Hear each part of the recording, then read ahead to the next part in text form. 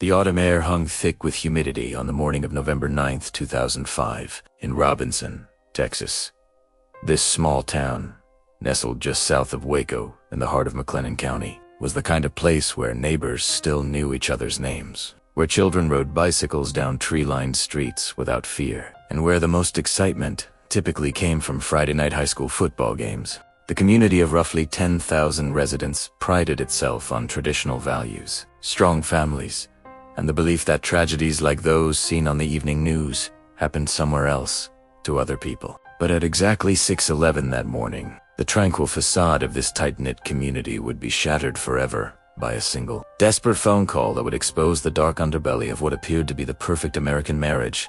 The emergency dispatch center in McLennan County received hundreds of calls each month, but few would prove as chilling as the one that came through that Wednesday morning. The voice on the other end belonged to a woman in obvious distress, her words tumbling out in what seemed like barely controlled panic. She identified herself as Darlene Gentry, and the story she told painted a horrifying picture of a home invasion gone terribly wrong. "My husband," she gasped into the phone. "He's been shot. There's blood everywhere. The back door is wide open and some of his guns are missing. Please, you have to send someone now." This was the beginning of a case that would captivate Central Texas, challenge everything the community thought it knew about domestic violence, and ultimately reveal how the pressures of modern life could transform love into something far more sinister. It was a story that would expose the dangerous intersection of financial stress, marital discord, and deadly opportunity. Most importantly, it was a case that would demonstrate how even in the most seemingly peaceful communities, evil could lurk behind closed doors, wearing the mask of suburban normalcy. The Gentry home at 513 South Robinson Drive sat in one of the town's most desirable neighborhoods, a testament to the American dream realized. The two-story brick house, with its manicured lawn and white picket fence, could have been lifted from a Norman Rockwell painting. Children-esque toys scattered across the front yard spoke to a family in the midst of raising young children, while the well-maintained exterior suggested prosperity and stability. Inside, the house told a similar story of middle-class success. Family photographs lined the walls, showing a beautiful blonde woman, a handsome dark-haired man, and 3 young boys at various stages of childhood. The kitchen, where Darlene spent countless hours preparing meals for her family, was decorated in warm earth tones with modern appliances that spoke to recent renovations. The living room, where the family gathered for movie nights and holiday celebrations, was furnished with comfortable sofas and a large television, the kind of space designed for creating memories. But on this particular morning, this house of dreams had become a house of horrors. As paramedics and police officers began arriving at the scene, they would discover that sometimes the most beautiful facades hide the ugliest truths. The story of Keith and Darlene Gentry began long before that tragic November morning, rooted in the kind of romance that small-town legends are made of. To understand what happened in that bedroom on Robinson Drive, we must first understand the two people whose lives became so tragically intertwined, and the community that shaped them both. Robinson, Texas, in the 1990s, was experiencing the growing pains common to many small American towns. Located in the shadow of Waco, it was close enough to benefit from urban amenities while maintaining its rural charm. The town's economy was built on a foundation of agriculture, small manufacturing, and service industries, providing stable employment for families who valued hard work and community involvement. This was the world that shaped Keith Wayne Gentry, born on September 2nd, 1974, to Weeman and Glenda Gentry. The Gentry family had deep roots in McLennan County, representing the kind of multi-generational Texas families who measured their wealth not in dollars but in the strength of their community ties. Keith grew up in a modest home on the outskirts of Robinson, where the sound of cattle lowing in nearby pastures provided the soundtrack to his childhood. From his earliest years, Keith displayed the qualities that would define him as an adult: reliability, quiet strength, and an almost instinctive understanding of what it meant to be a provider. His father Weeman worked as a maintenance supervisor at a local manufacturing plant, putting in long hours to ensure his family never wanted for necessities. His mother Glenda was the epitome of the devoted homemaker, active in church activities, and always ready with a home-cooked meal or a listening ear for anyone in need. Keith had 2 sisters, and together the siblings formed a close-knit unit that exemplified the values their parents worked so hard to instill. Sunday dinners at the Gentry household were legendary in their neighborhood. drawing not just family but also friends and neighbors who knew they would always find a warm welcome and a full plate. Keith learned early that family came first, that hard work was its own reward, and that a man's word was his bond. At Robinson High School, Keith was neither the star athlete nor the class valedictorian, but he was universally respected by his peers and teachers alike. He played on the baseball team with competent, if not spectacular skill, participated in Future Farmers of America, and maintained grades that reflected diligence rather than natural academic ability. Teachers remembered him as the kind of student who might not always have the right answer immediately, but who would work tirelessly until he found it. His guidance counselor, Mrs. Peteshe Williams, who taught at Robinson High for over 30 years, would later recall Keith as the kind of young man every parent hopes to raise.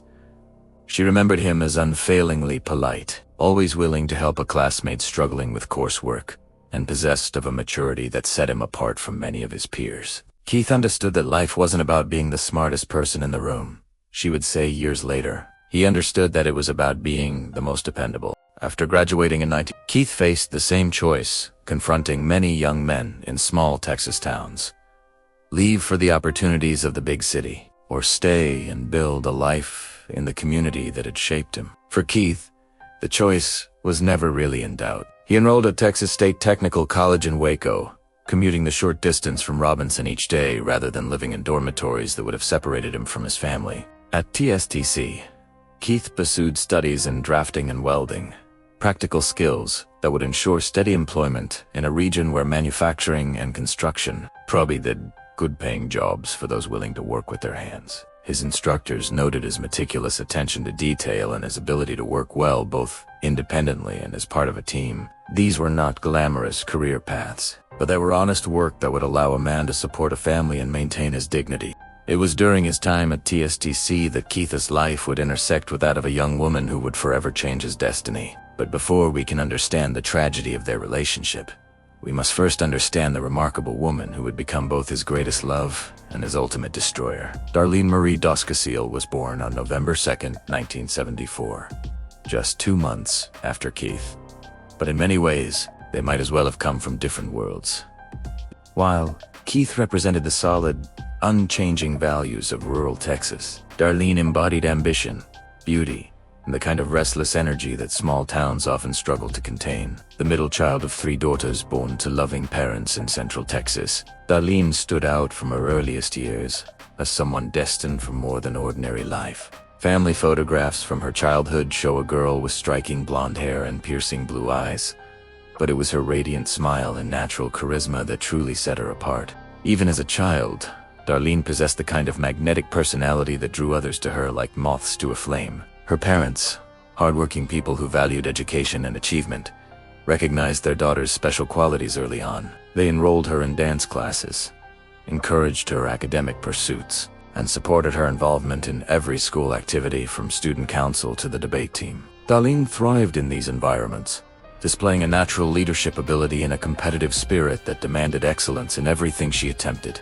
At school, Darlene was the kind of student that teachers either loved or found slightly overwhelming, depending on their tolerance for high-energy personalities. She was intelligent, but not necessarily studious, charming but occasionally manipulative, and ambitious in ways that sometimes put her at odds with the more modest expectations of small-town life. Her teachers noted her ability to inspire fierce loyalty among her classmates, but also observed that she seemed most comfortable when she was the center of attention. Darlene had this way of making everyone around her feel special, recalled her high school English teacher, Mrs. Dorothy Henderson. But you also got the sense that she was always performing, always aware of how others were perceiving her. Even in casual conversation, she seemed to be calculating the effect of her words. By the time she reached high school, Darlene had evolved into what could only be described as a local celebrity. Though she never officially competed for beauty queen titles, her classmates and teachers dubbed her the Texas Beauty Queen in recognition of her striking appearance and natural poise. She was elected prom queen in a landslide, served as captain of the Flag Corps, and seemed to be involved in virtually every social event the school hosted. But beneath the surface of this seemingly perfect teenage life, there were hints of the complexity that would later define Darlene's adult relationships. Friends from this period would later describe her as someone who could be incredibly generous and supportive, but who also had a fierce temper when things didn't go her way. She was known for her loyalty to those she considered true friends, but could be ruthlessly cutting toward anyone she perceived as a threat or obstacle. Darlene was the kind of person who could make you feel like the most important person in the world. Remembered her high school best friend, Jennifer Martinez, years later, but she could also make you feel completely invisible if you crossed her. She didn't do anything halfway, including her emotions. After graduating from high school in 1993, Darlene enrolled at Texas State Technical College in Waco with plans to become a dental assistant. The choice reflected a practical ambition that seemed somewhat at odds with her larger-than-life personality, but it also demonstrated her understanding that beauty alone would not be enough to secure the kind of life she wanted for herself. It was at TSTC that Darlene's path would cross with Keith's, setting in motion a love story that would begin with fairy tale romance and end in unimaginable tragedy. But their meeting was not immediate. For the first year of their college experience, they moved in different circles. Keith focused on his technical studies and Darlene navigating the social complexities of a larger campus environment. The dental assistant program at TSTC was demanding, requiring students to master both the technical skills necessary for the profession and the interpersonal abilities needed to work effectively with patients and medical professionals. Darlene excelled at both aspects of the training, displaying the same natural charm that had made her popular in high school while also demonstrating a genuine aptitude for medical procedures. Her instructors noted that she had particularly good instincts for patient care, able to put nervous patients at ease with her warm manner and professional competence. Darlene had this gift for making people trust her, recalled Dr. Michael Patterson, who supervised many of the program's clinical rotations. Patients responded to her immediately, and she seemed to genuinely enjoy helping people feel better about themselves.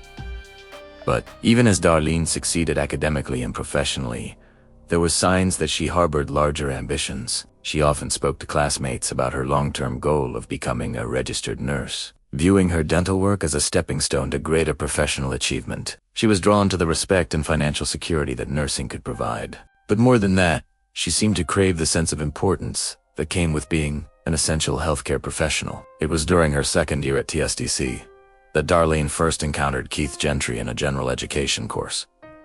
They both needed to complete their degree requirements. The attraction was immediate and mutual, though it manifested differently in each of them. Keith was drawn to Darlene's vivacious personality and stunning beauty, seeing in her a brightness that seemed to illuminate everything around her.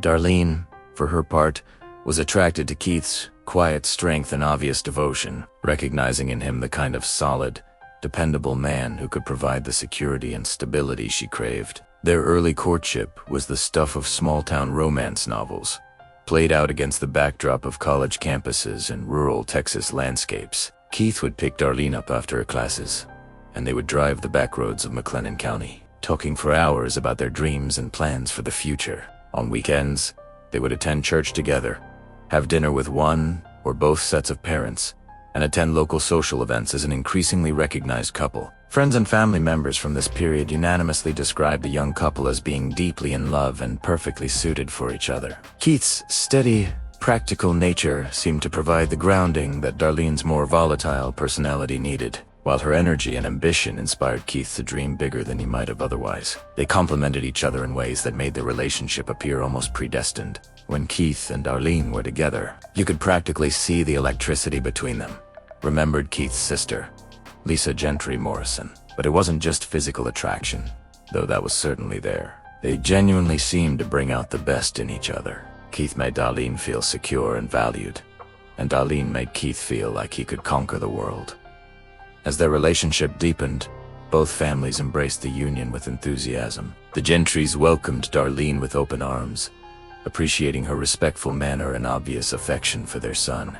Darlene's family was equally accepting of Keith, recognizing his character and his potential as a provider. Sunday dinners began to include both families, and there was general expectation that a wedding announcement would come sooner rather than later. But as their college years drew to a close, the couple began to face the kinds of practical decisions that test even the strongest relationships. Keith, true to his practical nature, wanted to establish himself professionally before taking on the responsibilities of marriage and family. He had secured a position with a local utility company that offered good benefits and advancement opportunities. But the salary was modest, particularly for a young man who hoped to support a wife and children. Darlene, meanwhile, had completed her dental assistant training and was eager to begin the next phase of her life. At 23, she felt ready for marriage and family, and she couldn't understand Keith's desire to wait. Their different timelines created tension that neither had anticipated, and for the first time in their relationship, they found themselves arguing about fundamental questions of timing and priorities. The situation came to a head in 1997, shortly after both had graduated from TSTC. During what would later be described by family members as a series of honest but painful conversations, Keith and Darlene realized that despite their love for each other, they wanted different things at different times. Keith wanted to establish financial security before marriage. Darlene wanted the security of marriage itself. Neither was willing to compromise on what they saw as fundamental principles. The decision to separate was mutual but devastating for both of them. Family members described Keith as lost in the weeks following the breakup, going through the motions of daily life, but clearly struggling with the decision. Darlene, characteristically, threw herself into creating a new life. But friends noted that beneath a determined optimism, she was equally heartbroken, seeking a fresh start and perhaps hoping to prove to herself that she could succeed independently. Darlene made the decision to leave Central Texas altogether. Dallas beckoned with its promise of better opportunities and higher salaries, and within months of the breakup, she had relocated to the big city and found work with a prestigious dental practice. The transition to urban life should have been exactly what Darlene needed. Her new employer was impressed with her skills and professional manner, and she quickly established herself as one of the practice's most valuable staff members. Her salary was significantly higher than what she could have earned in the Waco area, and she was able to afford a nice apartment in a trendy neighborhood. But despite the professional success, Darlene found herself increasingly unhappy with city life. The pace was relentless, the traffic exhausting, and the social environment felt shallow compared to the deep community connections she had known in Central Texas. She made friends, but they were the kind of superficial urban friendships that revolved around work and entertainment rather than the deep, multi-generational bonds that had defined her earlier life. The breaking point came after about a year in Dallas, when Darlene's car was stolen from the parking lot of her apartment complex. The incident itself was relatively minor in the grand scheme of urban crime, but for Darlene, it represented everything she had come to dislike about her new life. The anonymity that allowed crime to flourish, the lack of community support in dealing with the aftermath, and the general sense that she was just another replaceable face in a city of millions, all combined to make her question whether the professional opportunities were worth the personal costs. Meanwhile, back in Robinson, Keith was struggling with his own adjustments to post-breakup life. He had thrown himself into his work with a utility company, earning recognition for his reliability and technical skills. But friends and family could see that he was merely going through the motions, lacking the enthusiasm and joy that had characterized him during his relationship with Darlene. Keith was like a man going through life in black and white. His sister, Lisa, would later recall. He functioned fine. He did his job. He was there for family events. But the color had gone out of everything for him. We all knew he was still in love with Darlene, but he was too proud to admit that maybe he had made a mistake in letting her go.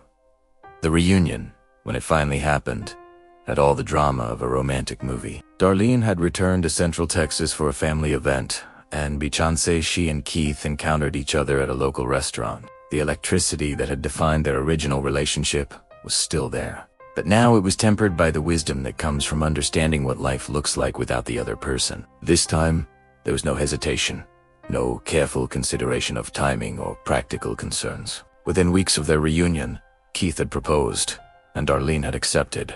The engagement was announced to the delight of both families, and wedding plans began immediately. After years of separation and the painful lessons learned during their time apart, both Keith and Darlene seemed convinced that they had found their way back to where they belonged. The wedding, held in 1999, was everything that their families had hoped for and more. Darlene was a radiant bride, and Keith couldn't stop smiling as he watched her walk down the aisle. The ceremony was held at the same church where both families had worshipped for generations, and the reception was a joyful celebration that brought together friends and relatives from throughout Central Texas. But more than just a celebration of their love, the wedding represented a triumph of persistence and faith. Here was a couple who had been tested by separation, who had experienced life without each other, and who had chosen to commit themselves to building a future together. Family members and friends who attended the celebration felt that they were witnessing not just the beginning of a marriage, but the happy ending to a love story that had overcome significant obstacles. Following their wedding, Keith and Darlene settled into married life with the kind of determination and optimism that characterized their entire relationship. They purchased a modest but attractive home in Robinson, not far from Keith's parents, and began the process of building the life they had dreamed about during their college years. Keith's position with the utility company provided steady income and good benefits, while Darlene initially continued working as a dental assistant. But even as they enjoyed the security and happiness of married life, Darlene continued to harbor her long-term ambition of becoming a registered nurse. The dream that had sustained her through dental assistant training had never faded, and now, with Keith's support and encouragement, she felt ready to pursue it seriously. Returning to school as a married woman in her mid-20s presented different challenges than college had a few years earlier, but Darlene approached nursing school with the same determination and charm that had made her successful in everything else she attempted. The program was rigorous, requiring not just academic study but also extensive clinical rotations that tested both technical skills and emotional resilience. Keith proved to be the supportive partner that Darlene needed during this demanding period. He took on additional household responsibilities, provided emotional support during particularly stressful periods, and never complained about the financial sacrifices required to support Darlene's education. His pride in her achievements was evident to everyone who knew them, and he frequently spoke to friends and family about his admiration for his wife's intelligence and determination. When Darlene finally graduated from nursing school and passed her licensing examinations, the celebration rivaled their wedding in terms of family pride and joy. Here was validation of everything they had believed about the power of love, persistence, and mutual support. Darlene had achieved her professional goal. Keith had proven himself as a devoted husband, and their marriage seemed stronger than ever. With dual incomes and established careers, the young couple began to enjoy a level of financial comfort that allowed them to think seriously about starting a family. Both had always wanted children, and by 2001, they felt ready to take that momentous step. The pregnancy was planned and eagerly anticipated, representing the fulfillment of dreams that went back to their earliest conversations about the future. Chase Gentry was born in 2001, a healthy, beautiful baby who immediately became the center of his parents' universe. Keith proved to be a devoted father, spending hours holding his son, helping with nighttime feedings, and proudly showing photographs to anyone willing to look. Darlene embraced motherhood with the same intensity she brought to everything else, determined to be the perfect mother, just as she had been the perfect student and the perfect wife. The addition of a child to their household brought new joys, but also new stresses. Balancing dual careers with parenting responsibilities proved more challenging than either Keith or Darlene had anticipated. But they approached the challenges as a team, supporting each other and making whatever adjustments were necessary to ensure that their son received the attention and care he deserved. Cody Gentry arrived in 2004, followed by Cade in 2005, completing the family that Keith and Darlene had always envisioned. With 3 young sons, their Robinson home was filled with the beautiful chaos that defines family life. The house that had once been a quiet retreat for a young married couple was now alive with the sounds of children playing, the constant activity of meal preparation and laundry, and the endless cycle of activities that revolve around raising small children. To outside observers, the Gentrys represented everything that was admirable about American family life. They were attractive, successful, and devoted to their children. They maintained a beautiful home, were active in their community, and seemed to have achieved the perfect balance between professional achievement and family commitment. Keith had been promoted within the utility company and was earning a respectable salary that, combined with Darlene's nursing income, provided a comfortable middle-class lifestyle. But as any family with young children knows, the reality of daily life is often more complicated than appearances suggest. The financial costs of raising 3 children, combined with the physical and emotional demands of parenting,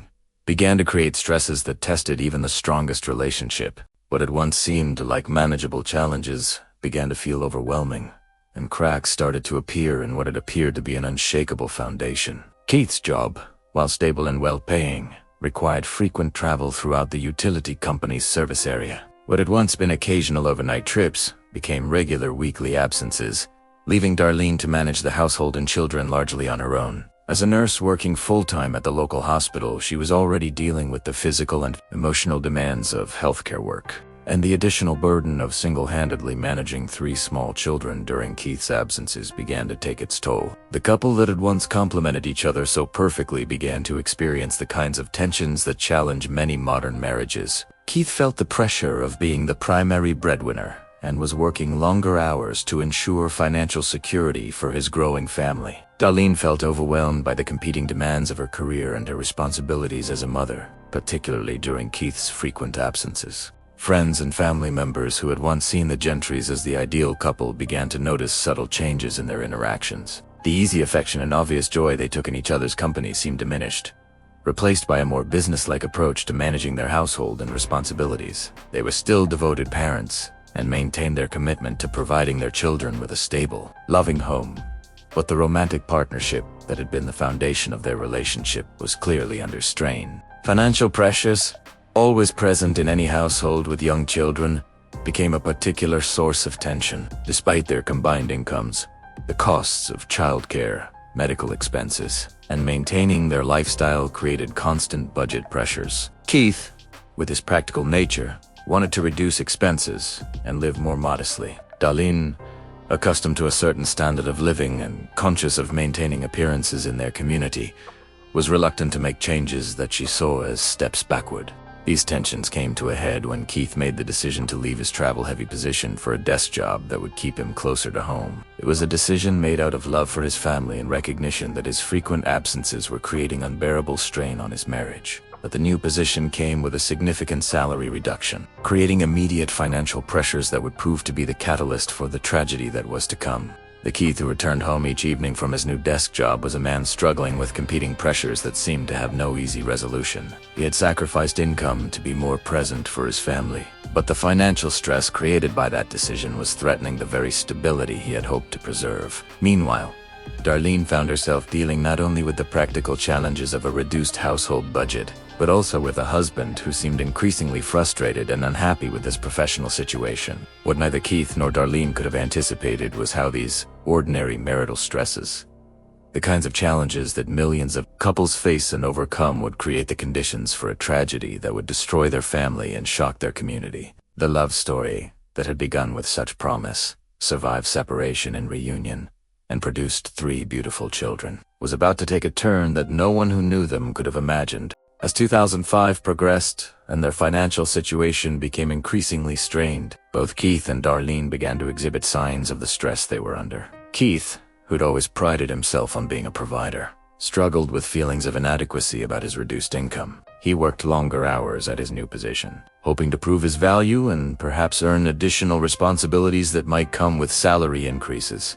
But the extra time away from home only added to the family tensions. Darlene, meanwhile, found herself caught between competing pressures that seemed impossible to reconcile. She wanted to support her husband and demonstrate understanding about their changed financial circumstances, but she also felt entitled to maintain the standard of living they had established. Her spending habits, developed during their more prosperous years, proved difficult to adjust, leading to increasing conflicts about household budget priorities. The arguments about money became a regular feature of their relationship, replacing the easy communication and mutual support that had once defined their marriage. Friends and family members who visited the Gentry home during this period noted a tension that had been present before, a sense that both Keith and Darlene were walking on eggshells around each other. But despite these growing tensions, there was no indication that either spouse was considering divorce or any other drastic action. Both remained committed to their children and to maintaining their family unit, even as they struggled to rediscover the harmony that had once made their marriage a source of joy rather than stress. They continued to attend church together,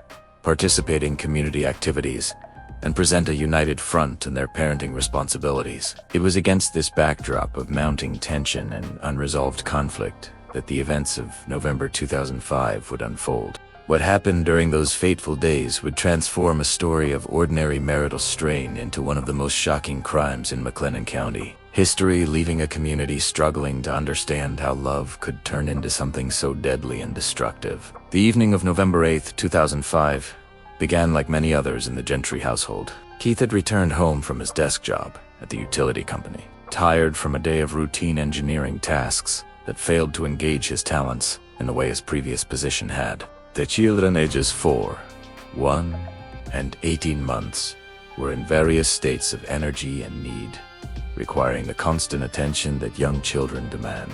Darlene had arranged to go out for dinner and drinks with friends, one of the few social outlets that remained from her pre-children life. It was the kind of evening that many working mothers depend on to maintain their sanity and sense of individual identity, and Keith had agreed to handle the children's evening routine while she enjoyed some time away from household responsibilities. But what should have been a pleasant evening for both spouses quickly deteriorated into conflict. Upon returning home around 8:30 p.m., Darlene found Keith waiting for her with evidence of what he considered another example of her careless spending. He had discovered a restaurant receipt that represented, in his mind, the kind of unnecessary expense that their strained budget could not afford. The argument that followed was not the first they had about money, but according to Darlene's later account, it was more intense than previous disputes. Keith, frustrated by months of financial pressure and feeling that his sacrifice of income was not being matched by equivalent sacrifice from his wife, confronted her about what he saw as continued disregard for their changed circumstances. Darlene, feeling attacked and defensive, responded with her own list of grievances about Keith's attitude and his failure to understand the pressures she was under as a working mother. The conversation escalated quickly from discussion to argument to something approaching a shouting match, with both spouses saying things they would not normally say to each other. Faced with this level of conflict and feeling unable to resolve their differences through continued discussion, Darlene made the decision to leave the house temporarily, hoping that some time apart would allow both of them to cool down and approach their problems more rationally. She got in a car and drove aimlessly through the familiar streets of Robinson and the surrounding countryside, trying to process her emotions and decide how to proceed. During this drive, Darlene later claimed she had time to reflect on the argument and realized that Keith's concerns about their spending were not entirely unreasonable. She decided that the best approach would be to return home, apologize for her part in the conflict, and work together to find solutions to their financial pressures that both of them could accept. When she returned home several hours later, Darlene said she found Keith already in bed, apparently having decided to end the evening rather than continue their confrontation. She apologized to him for the argument and for her spending habits. And, according to her account, Keith accepted her apology, and they agreed to discuss their budget problems more constructively in the morning. Rather than join Keith in their master bedroom, Darlene said she decided to sleep in one of the children's bedrooms with their youngest son, who had been restless and fussy that evening. This decision, she later claimed, was motivated by concern for the child's comfort and a desire to avoid waking Keith, who needed to be alert for work the following morning. According to Darlene's timeline, she remained in the children's bedroom throughout the night, occasionally waking to tend to the baby, but otherwise sleeping soundly until approximately 5:15 a.m., when she was briefly awakened by the sound of their dog barking outside. Since the dog occasionally barked at wildlife or passing vehicles, she thought little of this incident and quickly returned to sleep. At approximately 6 a.m., Darlene said she woke up and decided to check on Keith before beginning the morning routine of getting the children ready for daycare and herself ready for work. But when she entered the master bedroom, she discovered a scene that would be seared into her memory forever. Keith was lying in bed, motionless and covered in blood. There was a pink, foamy substance coming from his mouth, and his breathing was labored and irregular. The sight was so shocking that Darlene later said she initially couldn't process what she was seeing, standing frozen in the doorway for several moments before her nursing training kicked in and she began to assess the situation. Moving closer to the bed, Darlene could see that Keith had suffered what appeared to be a gunshot wound to the head. The amount of blood and the nature of his injuries made it clear that this was a life-threatening emergency, requiring immediate medical intervention. But as she moved through the house to call for help, Darlene made another horrifying discovery. The back door of their home, which they always kept securely locked, was standing wide open. Moving to investigate, she discovered that Keith's gun cabinet, normally locked and secured, had been opened and several firearms were missing. The implications were clear and terrifying. Someone had broken into their home during the night, attacked Keith, and stolen his weapons. It was, at this point, faced with the dual crisis of her husband's life-threatening injuries and the realization that their home had been invaded, that Darlene called 911. The call, placed at exactly 6:11 a.m., would mark the beginning of an investigation that would ultimately expose the truth about what really happened during those dark hours of November 9th, 2005. The 911 call that shattered the morning calm in McLennan County was recorded, as all emergency calls are, and would later become a crucial piece of evidence in the investigation that followed. Listening to the recording today, nearly 2 decades later, it is possible to hear both the apparent distress in Darlene's voice and the remarkable composure she maintained while describing what should have been the most traumatic discovery of her life. 911. What's your emergency? The dispatcher asked in the routine manner that emergency operators use hundreds of times each day. My husband has been shot, Darlene replied, her voice trembling but clear. He's in bed, and there's blood everywhere. I think someone broke into our house. The back door is open, and some of his guns are missing. The dispatcher, trained to gather essential information quickly while coordinating emergency response, began asking the standard questions that help first responders understand what they're walking into. Where was the victim located? Was he conscious? Was the shooter still in the area? Were there other family members in the home who might be in danger? Darlene answered these questions with what would later strike investigators as unusual precision and detail. She provided a clear timeline of her actions, explained why she hadn't been sleeping in the master bedroom, and described the evidence of the apparent break-in with the kind of specific observations that seemed almost clinical in their accuracy. I stayed in the boys' room last night because the baby was fussy, she explained to the I heard the dog bark around 5:15, but I didn't think anything of it. When I went to wake Keith up for work, I found him like this. The back door is wide open, and I can see that someone got into his gun cabinet. The dispatcher, while coordinating the response of paramedics and police officers, continued to gather information that would help investigators understand what had happened. Was Keith breathing? Had Darlene attempted CPR or any other medical intervention? Did she see any signs of the intruder or intruders? It was during this portion of the call that some of the first red flags emerged, though they wouldn't be fully recognized until later analysis.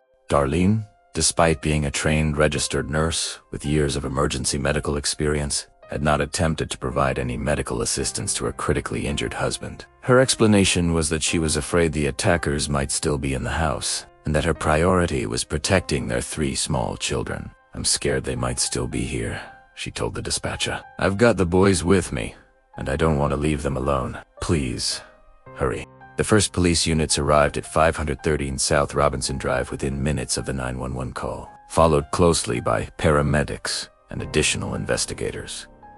What they found was a scene that appeared to confirm Darlene's account of a home invasion gone terribly wrong, but which also contained subtle details that would eventually lead investigators in a very different direction. Keith Gentry was indeed critically injured, lying in the master bedroom with what appeared to be a gunshot wound to the head.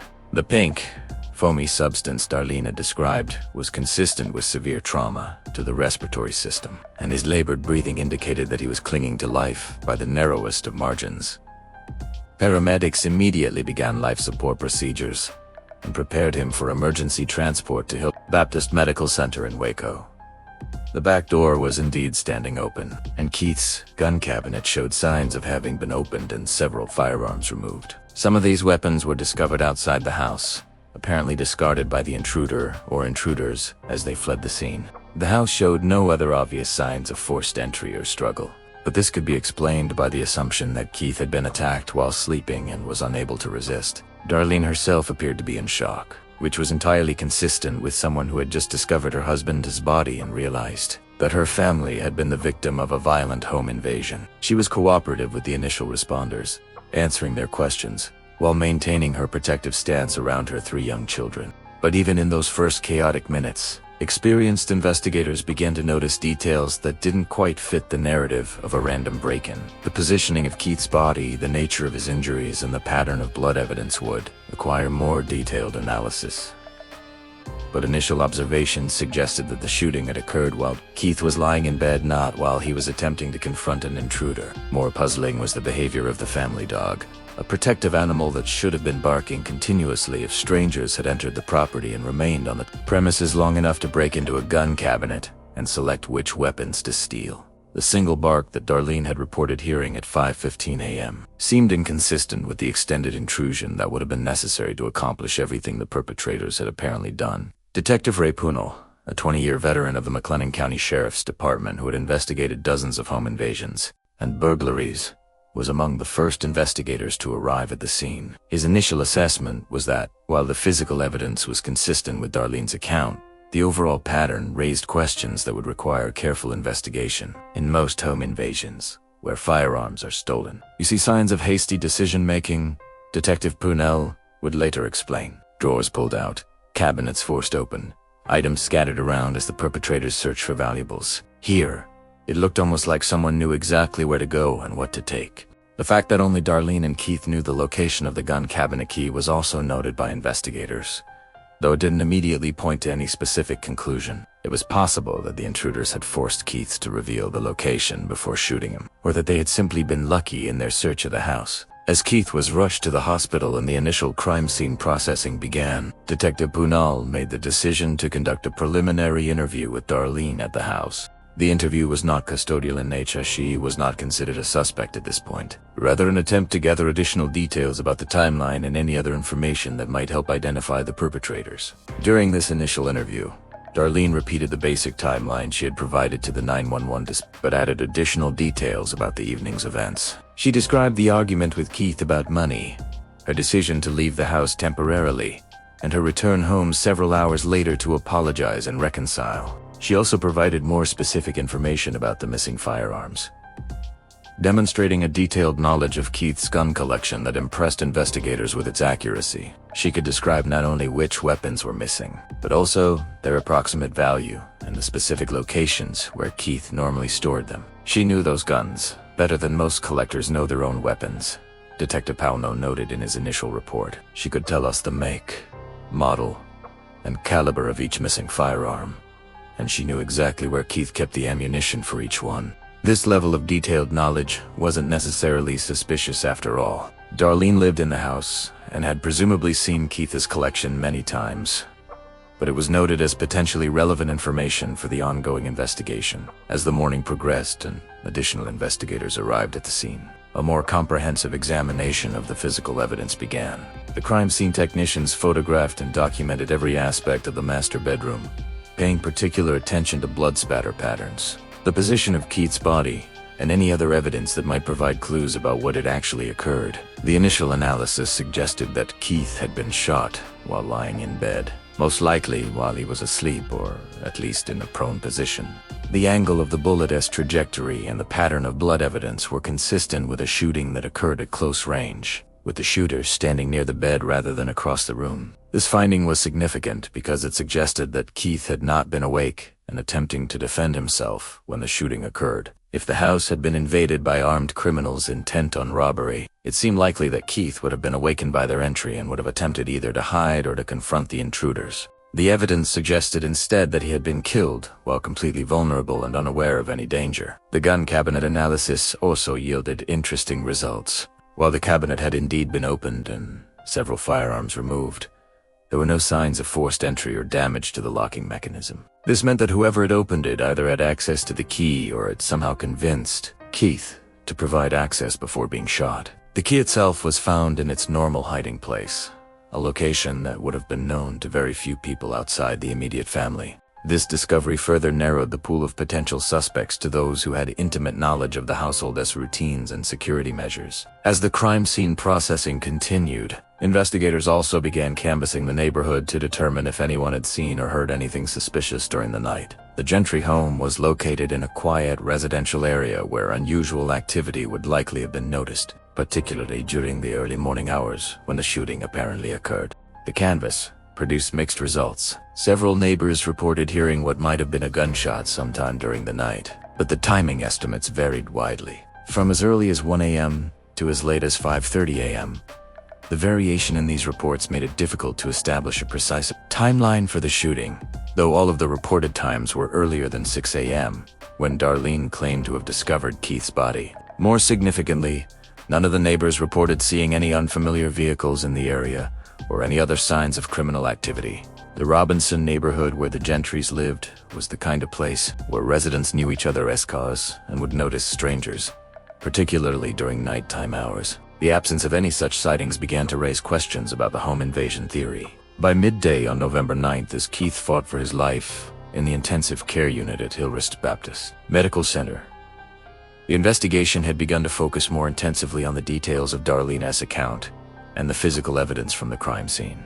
While investigators were careful not to jump to conclusions, the accumulating inconsistencies were beginning to paint a picture that differed significantly from the initial impression of a random home invasion. Detective Pownell, in consultation with his supervisors and the district attorney's office, made the decision to bring Darlene to the police station for a more formal and detailed interview. The interview would be recorded and would give investigators an opportunity to ask more specific questions about the timeline and circumstances surrounding Keith's shooting.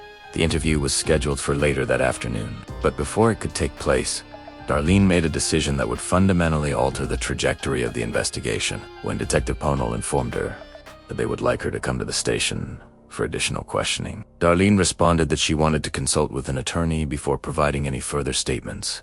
This request was not unusual and was certainly within her constitutional rights, but the timing struck investigators as significant. Until this point, Darlene had been cooperative and forthcoming with information, presenting herself as a victim and witness rather than a suspect. Her sudden decision to seek legal representation suggested that she might be more concerned about her legal exposure than her previous behavior had indicated. When someone goes from full cooperation to requesting a lawyer in the space of a few hours, it usually means they've realized that the investigation is moving in a direction they didn't expect. Detective Pownell would later explain, "It doesn't necessarily mean they're guilty of anything, but it does suggest that they understand they might be considered a suspect."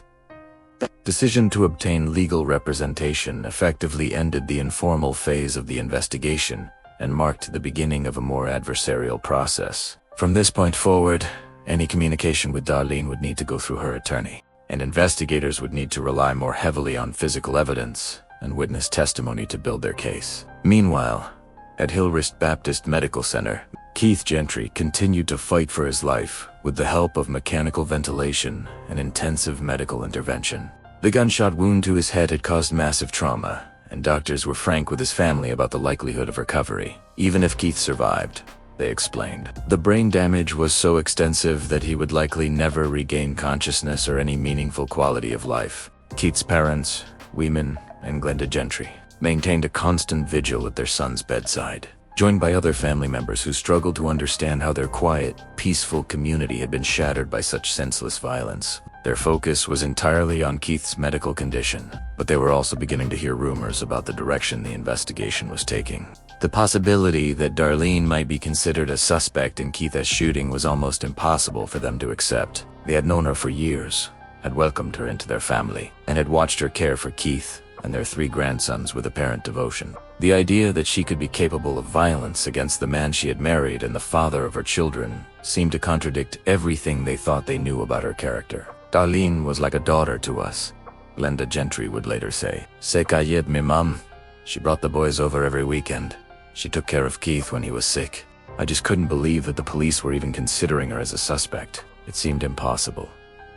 But as the investigation continued over the following days, the physical evidence began to paint an increasingly clear picture of what had actually happened. During the early morning hours of November 9th, the forensic analysis of the blood evidence, the ballistics examination of the bullet trajectory, and the detailed timeline reconstruction all pointed toward conclusions that would shock the Gentry family and the Robinson community. On November 11th, 2005, 2 days after the shooting, Keith Gentry was pronounced dead at Hillwrist Baptist Medical Center. He had never regained consciousness after the attack, and his family made the difficult decision to discontinue life support when it became clear that there was no hope for meaningful recovery. Keith's death transformed the investigation from an attempted murder case into a homicide investigation, raising the stakes considerably for everyone involved. For Darlene, who had maintained her innocence throughout the initial phase of the investigation, Keith's death meant that she was now potentially facing charges of first-degree murder. The funeral service for Keith Gentry was held at the same church where he and Darlene had been married just 6 years earlier. The service was packed with family members, friends, co-workers, and community members who struggled to process the senseless loss of a man they remembered as devoted, hard-working, and kind.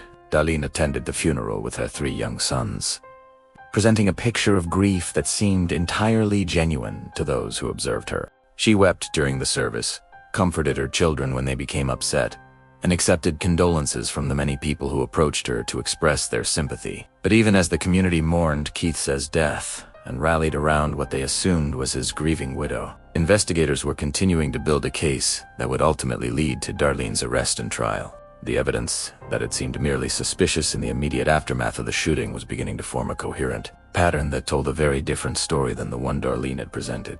The break in the case came from an unexpected source, and in a manner that demonstrated how criminals, even those who believe they have committed the perfect crime, often make mistakes that ultimately lead to their downfall. In the days following Keith's funeral, as the community began the long process of healing and Darlene attempted to rebuild her life as a single mother, investigators were preparing to make the arrest that would bring the truth to light and provide some measure of justice for Keith Gentry's family. The investigation that would ultimately solve Keith Gentry's murder and expose the truth about what happened on November 9th, 2005, required the kind of meticulous detective work that modern criminal investigations depend on. In the days following Keith's death, McLennan County investigators worked methodically through every piece of physical evidence, every witness statement, and every aspect of the timeline that Darlene had provided. Detective Ray Punal, now leading a full homicide investigation, coordinated with forensic specialists, ballistics experts, and crime scene technicians to build a comprehensive understanding of what had actually occurred in the Gentry home. The work was painstaking and technical,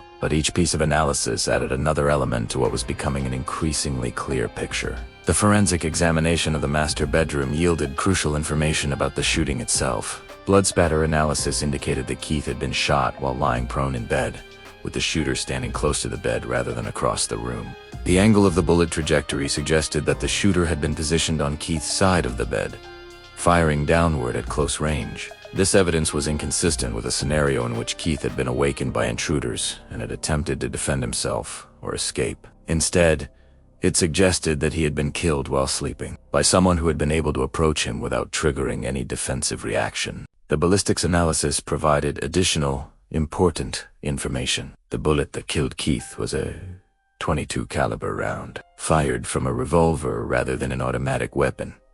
The .22 caliber is often chosen for close-range shootings because it's relatively quiet compared to larger calibers, but it's also less immediately lethal than more powerful rounds. The choice of weapon and ammunition suggested someone who wanted to minimize noise while still ensuring that the shooting would be fatal. This level of calculation was inconsistent with the kind of impulsive violence typically associated with home invasion robberies, where perpetrators usually use whatever weapons are most readily available. The examination of Keith's gun cabinet provided perhaps the most significant clues about the true nature of the crime. While several firearms had indeed been removed from the cabinet, the pattern of selection was unusual for a typical burglary. Rather than taking the most valuable or easily transportable weapons, the thief had apparently chosen specific firearms while leaving others behind. More importantly, the analysis of the locking mechanism revealed that the cabinet had been opened with the correct key rather than being forced or damaged. This meant that whoever had taken the weapons either had legitimate access to the key or had somehow obtained it from Keith before the shooting occurred. The key itself was found in its usual hiding place, a location that Keith's parents confirmed was known only to Keith and Darlene. The implications of this discovery were significant, as it substantially narrowed the pool of potential suspects to those with intimate knowledge of the household's security arrangements. As investigators continued to analyze the physical evidence, they also began to focus more intensively on the timeline that Darlene had provided. Her account of the evening's events was detailed and specific, but when subjected to careful scrutiny, several inconsistencies began to emerge. The most significant discrepancy involved the timing of the shooting itself. Darlene had claimed that she discovered Keith's body at approximately 6 a.m., but the forensic analysis suggested that the shooting had occurred several hours earlier. The amount of blood loss, the pattern of coagulation, and Keith's medical condition when paramedics arrived all indicated that he had been shot sometime between 1 o'clock and 3 a.m. This timing discrepancy raised serious questions about Darlene's claim that she had been sleeping in the children's bedroom throughout the night. If Keith had been shot during the early morning hours, as the evidence suggested, it seemed unlikely that someone sleeping in the same house would have remained unaware of such a traumatic event for several hours. The forensic timeline also cast doubt on other aspects of Darlene's account. Her claim that she had been awakened by the dog barking at 5:15 a.m. was inconsistent with a shooting that had occurred hours earlier, and her detailed description of Keith's condition when she found him seemed inconsistent with someone who had just made such a shocking discovery. As these inconsistencies accumulated, investigators began to develop a very different theory about what had happened on November 9th. Rather than a random home invasion by unknown criminals, the evidence increasingly pointed toward a domestic homicide staged to look like a burglary. This theory was supported by additional evidence that emerged as the investigation progressed. The positioning of the stolen firearms outside the house appeared to be deliberate rather than the result of hasty flight by panicked criminals. The weapons had been placed in locations where they would be easily discovered, suggesting that their positioning was intended to support the burglary narrative rather than being the natural result of a crime in progress. The lack of any other evidence of burglary was also significant. Apart from the firearms, nothing else of value had been taken from the house, despite the presence of jewelry, electronics, and other items that would typically attract the attention of criminals. The selective nature of the theft was more consistent with staging than with an actual robbery. As Detective Punal and his team continued to build their case, they also began to investigate potential motives for Darlene to harm her husband. The obvious starting point was the couple's well-documented financial difficulties, which had created increasing tension in their marriage over the months preceding Keith's death. The investigation into the couple's finances revealed a more serious situation than even their closest family members had realized. Despite their combined incomes, Keith and Darlene had accumulated significant debt, including credit card balances, a large mortgage, and various other obligations that were straining their monthly budget. Keith's decision to take a lower-paying job in order to be more present for his family had exacerbated these financial pressures, creating a situation where the couple was essentially living paycheck to paycheck. Despite their professional success, the stress of this situation had clearly been affecting their relationship, as evidenced by the increasing frequency of their arguments about money and spending. But financial stress alone was not necessarily sufficient motive for murder, and investigators continued searching for additional factors that might have contributed to the crime. It was during this phase of the investigation that they discovered the existence of Keith's life insurance policy, a discovery that would prove to be a crucial element in understanding Darlene's potential motive. Keith had purchased a substantial life insurance policy through his employer, with a death benefit that ranged between $500,000 and $750,000 depending on the specific circumstances of his death. For a family struggling with financial difficulties, this represented a potentially transformative amount of money, enough to pay off all their debts and provide long-term financial security. The existence of the life insurance policy provided a clear financial motive for Keith's murder, but investigators were careful not to jump to conclusions based on this single factor.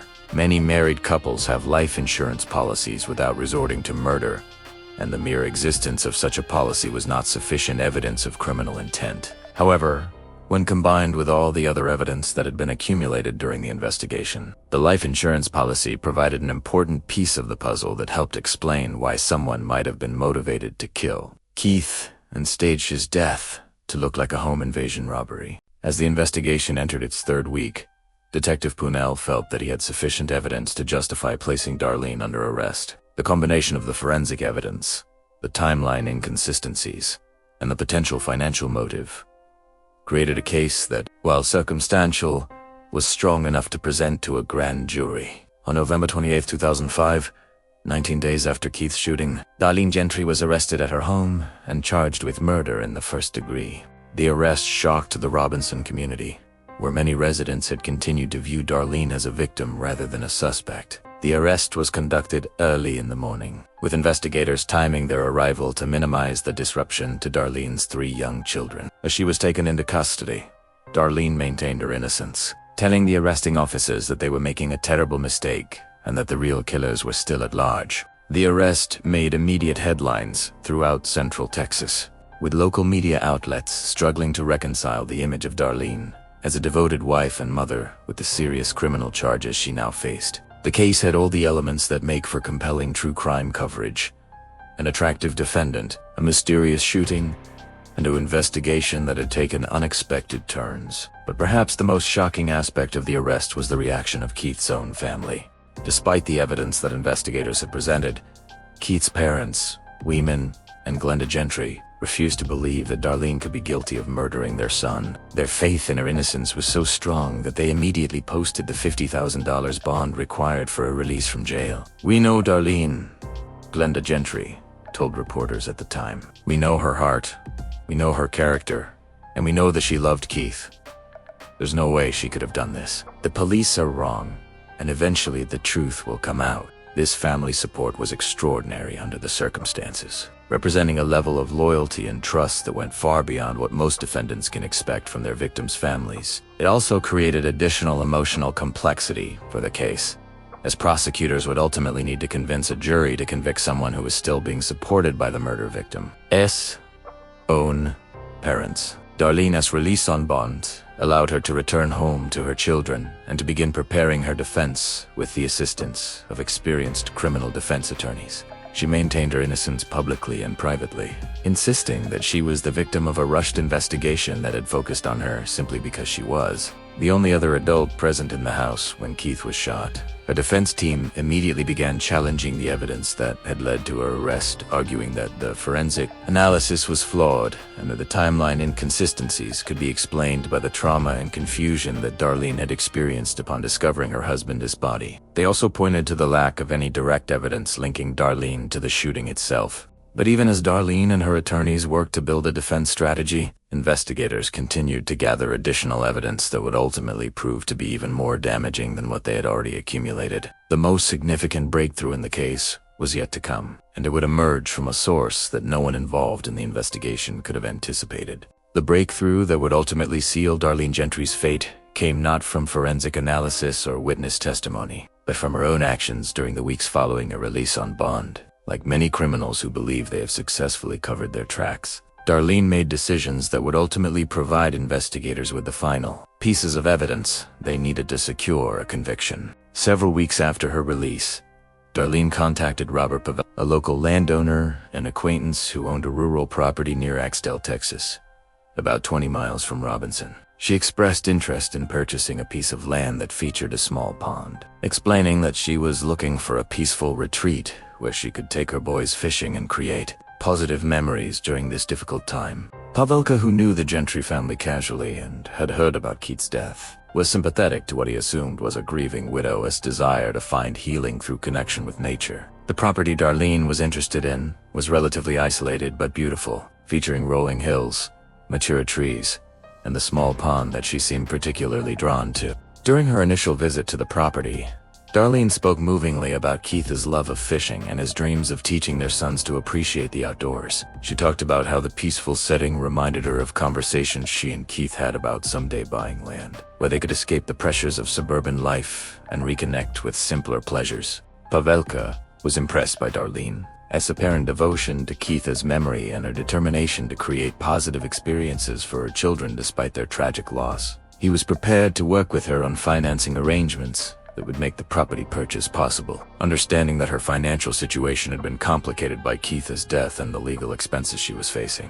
But then, in a phone conversation that took place several weeks after their initial meeting, Darlene made a request that struck Pavelka as both odd and troubling. She asked if it would be possible to have the pond on the property filled in, explaining that she had changed her mind about the water feature and now felt that it might pose a safety risk for her young children.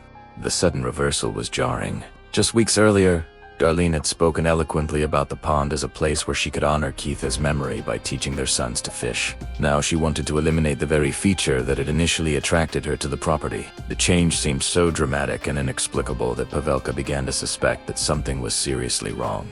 Troubled by the request, and increasingly suspicious about Darlene's true motives for wanting to purchase the property, Pavelka made the decision to contact law enforcement. He explained his interactions with Darlene to Detective Punel, describing both her initial interest in the pond and her subsequent desire to have it filled in. For investigators who had been building a case based on circumstantial evidence, Pavelka's information represented a potential breakthrough. If Darlene was concerned about the pond being filled in, there might be something hidden in the water that she didn't want discovered. The timing of her interest in the property, coming so soon after Keith's murder, suggested that the pond might contain evidence related to the crime. Detective Punel immediately organized a search of the pond. using divers and metal detection equipment to conduct a thorough examination of the bottom. What they discovered confirmed their suspicions and provided the direct physical evidence that had been missing from their case. At the bottom of the pond, buried in several feet of mud and sediment, investigators found a .22 caliber revolver. The weapon was consistent with the ballistics evidence from Keith's murder, and subsequent testing would confirm that it was indeed the gun used to kill him. The discovery of the murder weapon provided the crucial link between Darlene and the crime that prosecutors would need to secure a conviction. But investigators were uncontent to simply recover the weapon and arrest Darlene based on circumstantial connections to the pond. Instead, they decided to set a trap that would provide even more compelling evidence of her guilt. Working with Pavelka, they developed a plan that would give Darlene an opportunity to incriminate herself through her own actions. Pavelka called Darlene and explained that he was moving forward with her request to fill in the pond, but that he needed to drain it first to make the work more manageable.